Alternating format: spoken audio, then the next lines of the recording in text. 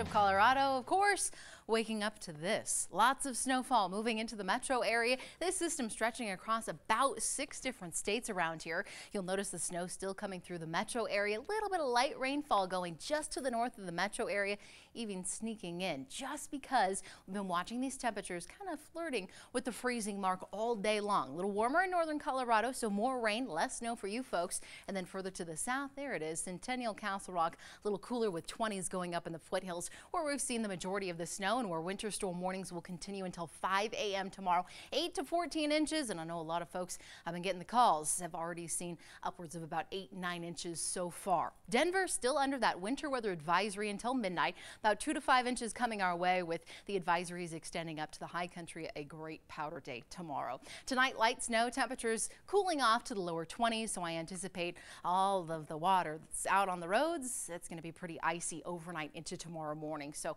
safe travels out there. You'll notice by 7 o'clock, still some light rain, or I should say snow showers coming through across the eastern side of the state early tomorrow morning.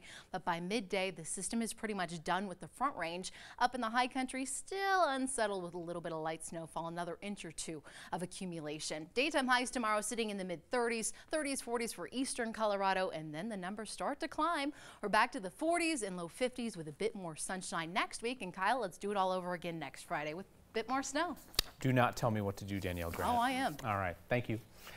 Much of Colorado got the same wake-up call this week. Did you get it? It was around midnight when our phones buzzed and rattled off our nightstands, because that's where we all keep our phones now. And that's how they blow up when an Amber Alert is issued. Believe it or not, the Colorado Bureau of Investigation does consider the time of day or night when it sends out those jarring alerts. Our Marshall Zellinger heard it straight from the man in charge. This is the Colorado Bureau of Investigation with an Amber Child abduction alert. This is a test message and how CBI puts together those Amber Alerts on TV. At the same time, they sometimes blast your phone while you're fast asleep. Like Tuesday at 11:30 p.m. when one was issued for a 17-year-old taken by a boyfriend she had a restraining order against. It's kind of a coin toss there of whether or not you do that at that hour. On that case, we felt that it was important to do it. CBI Director John Camper hears your concerns. He shares them, too. How much good does it do if an Amber Alert's going off at 2 in the morning when most people are sleeping anyway, when probably what's more effective at that hour are the over the highway signs and things like that. So we contemplate all of these things. Amber Alert Awareness Day is Sunday, and since the program started in 1996, 941 children nationwide have been found, 55 because someone got the message on their phone. On the other hand, you don't want to overuse it and have the effect that you get now when a car alarm's going off in a crowded mall parking lot. You know, everybody just walks past it and who cares? CBI, and not 9 News, is in charge of what shows up on your TV, which in the past has been a bit jumbled, though Tuesday nights was as clear as I've ever seen. Just a finger press on the wrong button, it has the potential to mess up the message. Because you're asking the public, do we deserve to know more in an Amber Alert case than any other case? I think some kind of explanation is reasonable. In fairness, understand that in many of these, there's an active criminal case going on the other end of this.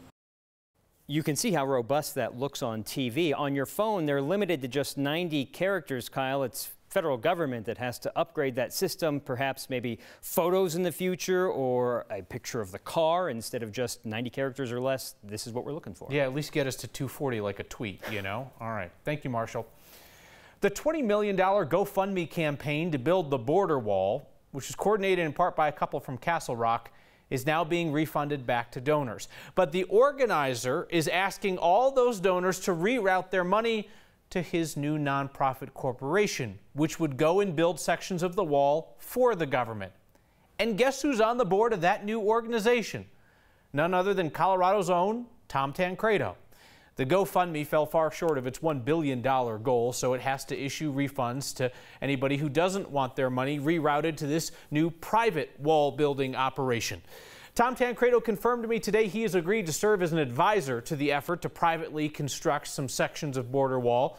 The former Republican congressman and gubernatorial candidate told me he will not accept any compensation personally. A couple from Castle Rock was running the P.O. box collecting physical checks for the border wall GoFundMe. They told us that they were just trying to help out the decorated veteran behind the campaign. He's a triple amputee. He's the one who's now leading this private border wall plan. Our next question comes from a viewer named Kathy. She asks, are our senators and representatives accepting their pay during the government shutdown? Well, Kathy, it depends on who we're talking about. We reached out to everybody in the delegation. Most got back to us. So we know both of our U.S. senators, Republican Cory Gardner and Democrat Michael Bennet, they plan to either give up their pay during the shutdown or donate it to charity. I think people who are in office who have the opportunity to not take their salary, which is not everybody, during a shutdown, that we should do that to show that this isn't just, you know, business as usual. On the other hand, what we really should do is get this government reopened again. On the House side, Republicans Doug Lamborn and Scott Tipton, as well as Democrats Diana DeGette and Jason Crow, they're refusing their paychecks during the shutdown. Democrat Ed Perlmutter will continue to take his pay. His spokeswoman told us, quote, the folks impacted by this shutdown don't need nice gestures. They need their paycheck and food to provide for their families. Speaking of, Perlmutter's office in Lakewood is offering breakfast and lunch each weekday for people impacted by the shutdown. Perlmutter's spokeswoman says that's being funded by taxpayer dollars. Perlmutter's district includes the Denver Federal Center in Lakewood, which has the highest concentration of federal agencies outside the Washington area. Democratic Congressman Joe Neguse and Republican Congressman Ken Buck have not told us what they are doing with their salaries during the shutdown. Gentlemen, you know how to get a hold of us. A next viewer tweeted to me today what the government shutdown means to him and his family. He said that he's a government employee and he wants to be really careful with money while he's not getting paid. So he has decided to hold off on buying his 12-year-old daughter a bike for her birthday today. He said, you know, it can wait. You want to know what happened next?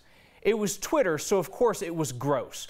Anonymous trolls who don't have the courage to use their names online did have the courage to mock this man's family finances and his daughter, one after another, laughing at the fact that a 12-year-old wasn't going to get a bike. Apparently because cruelty is now a political philosophy. But then something else happened. Coloradans from across our state, from across the political spectrum, drown out that hate with generosity. There's an offer from a bike shop, from some parents and grandparents. So sweet. There are offers from liberals, from a Republican Politico. There's a law enforcement officer in northern Colorado who private messaged me offering bikes for the whole family. I connected that man who works for the government with a pretty well-known name in town who got in touch with me behind the scenes offering help. And I can assure you that girl's getting a bike for her birthday. Probably going to be a nice one. Now, if only we could take up a collection to get those anonymous trolls a bit of courage and compassion. Denver Public Schools has 7 days now to avoid a teacher strike. The district put a new offer on the table, but it doesn't look like the union likes it. So negotiations continue after the district floated a $334 million compensation package. Union leaders say the details and the pay system structure are not good enough. The teachers union's lead negotiator says there is also an unresolved issue around simply trust. Why do you think we've developed such a mistrust of the district over the last 10 years when it comes to this subject? Because you're spending a lot of time on this. I can't do anything about the past. My direction now has been, how do we try to create a new way of interacting with each other to be able to do that? If the deal is not reached in 1 week, the teachers can vote to strike January 19th. Now remember, in Colorado, the state labor department has to approve a teacher's strike. And Superintendent Susana Cordova, who you saw there, says she would ask the state to block a strike. We told you this week about the changing face of addiction and overdoses in our state and across America. The CDC says overdose deaths among women jumped 260% over 18 years. Tonight, we can put a name and a face to that changing face. A recovering addict who shares her story with our Nusha Roy. My story began when I was a senior in high school. I was prescribed opiates following a surgery for my wisdom teeth. Blair Hubbard says one of her strongest qualities helped hide one of her biggest secrets. Women are so resilient. I mean, I think it's part of our nature. Those of us who are struggling with addiction are also able to maintain this disguise. Somehow I graduated with my degree in radiology from Arkansas State. Before I was about to begin my master's degree in physical therapy, I finally came clean to my parents because I was so sick. Reaching out for help was the first challenge. Finding it was the second. And during that time, Blair found heroin. What happened after you moved to Denver? And within probably 4 months, I lost everything. I lost my apartment, my car, everything I owned fit into a single trash bag. What are some of the challenges that women face to reach out for help? A lot of women are in the back alleys, in the corners, and because they don't want to come out because they're too afraid to actually say, I need help. For some time, Blair stopped asking too, until she ended up at Lutheran Medical Center with sepsis. And I told them that they had please to treat me. What started with a prescription took a turn with the right set of doctors, and around 7 years later, Blair is now an addiction counselor. I hope as we start to understand addiction better and are able to provide better treatment that women will slowly feel safer about asking for help. So what is happening across the country is happening for men and women here in Colorado. So is that struggle to find treatment, which is why the state is trying to launch a mobile clinic in rural Colorado. They also were updating an app so that they would streamline people finding treatment options in Colorado as close as possible to them. I'm fascinated by anybody who has personal expertise or who studies the issue of addiction, what they think about the hot debate in the state legislature right now over supervised drug injection sites. And you raised this with her. Yeah, so Blair thinks that it would have definitely helped her maybe use needles more safely, especially since she was struggling for years to find the right kind of treatment. But you do have to remember the other side. We have talked about this before. People worried about crime, worried about it encouraging drug use, and of course the feds already weighing in, saying that it would violate federal law. Different people with addictions have different experiences. Just curious about hers. All right, Anusha, thank you. Times, a new museum exhibit is unrecognizable, and that's by design. We're hoping that people kind of have a sense of self-discovery. In one day, park rangers in Colorado counted 67 bald eagles, just passing through. And we call our lake the oasis on the plains, and it's really the bed and breakfast for birds. And it's a stock show edition of Your Good News, next.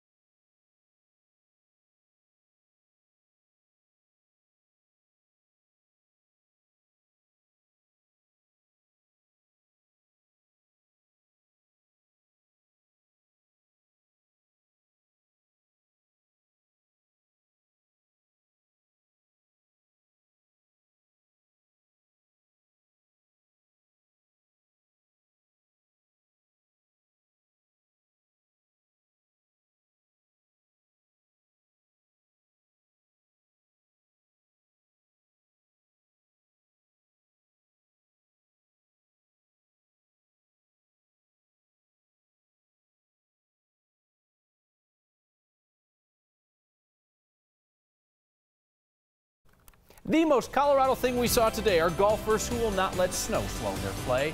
Next viewer named Mary snapped a photo of a guy clearing snow off a putting green at Saddle Rock Golf Course in Aurora. I like his optimism, if nothing else. Send your most Colorado pictures to next@9news.com or get our attention with the hashtag #HeyNext. A caravan of migrants is headed for the U.S. border with Mexico. Don't worry, they're headed south. And also, they're bald eagles. They're migrating through Colorado right now. And our Steve Steger found them at Bar Lake. Bar Lake has 1,900 acres of water and about 1,200 acres of land. To hear park manager Michelle Suber describe it, Bar Lake State Park sounds like summer camp for birds of prey.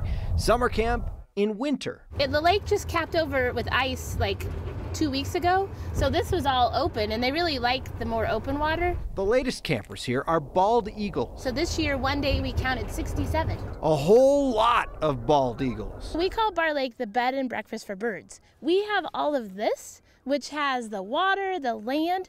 We have great habitat here. Really, there are only 2 permanent resident eagles here, a nesting pair that's called Bar Lake home since 1986. But wintering eagles on their way from Canada to Mexico tend to stop in Colorado for a few months each year. Yep, many of the official birds of the U.S. only stay here as a flyover. Well, I guess it is kind of ironic. So they'll migrate from the north down here in the winter. So starting the beginning of December, we see a few more eagles, and then they'll be here probably about to the middle of February until our nesting pair starts the nest. When the resident eagles start their sexy business, the Colorado tourists know it's time to continue their journey. But in the meantime, there are plenty of chances for cool photos, and you might have one close to you. If you have a reservoir, then you're gonna have some bald eagles, some tall cottonwood trees. That's where they like to perch, and they're great fishermen. But hurry up, they'll likely continue their trip to Mexico in the next few weeks, because who knows how tall that wall might be. For Next, I'm Steve Steger. Steve Steger starting trouble. Did you see those beautiful photos by Tom Green? Weren't they gorgeous? The one of that bald eagle turning on the magpie, you know, you're just like, USA. If you're headed out to Bar Lake, they ask that you stay on the trails. No, it's tempting to try and get close and get a better picture. It's not good for the park, and it's not good for the birds. Part of the Inglewood Civic Center has a new look and feel. It's sort of like walking into your favorite painting or into a dream. It feels very surreal. Washing and rinsing and getting ready for the show. We like coming out here. We love seeing the people and just enjoy it. Your good news from the National Western Complex. Next.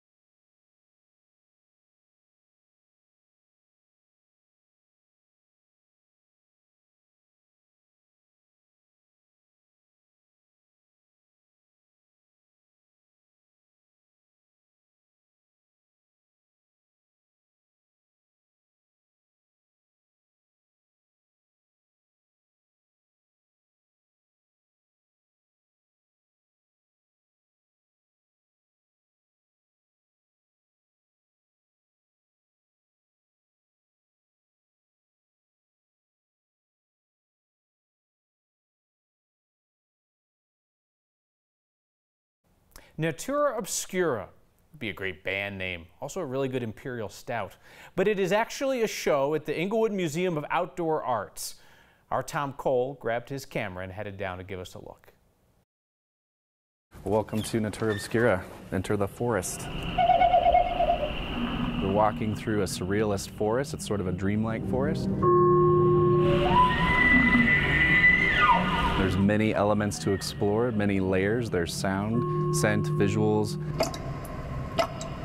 My name is Tim Vaca. I'm the Director of Programs at the Museum of Outdoor Arts.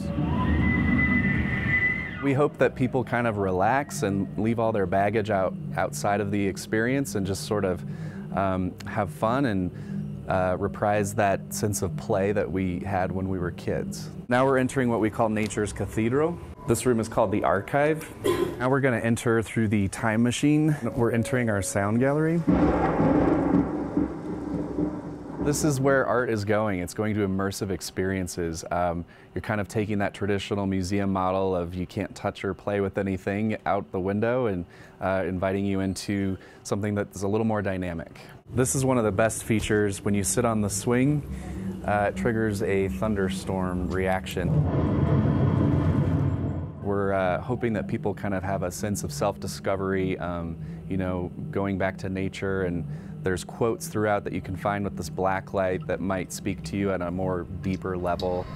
I think we want people to leave and just feel relaxed and calm and excited about what they just experienced. Tom Cole and his camera have brought us stories since Next first launched 2.5 years ago. So trust this man when he says that he would like to make this exhibit his recommendation to you. Tom loved it. Runs through April 28th. We are headed out to the National Western Stock Show to collect your good news and to scrape your bad news off our boots. Next.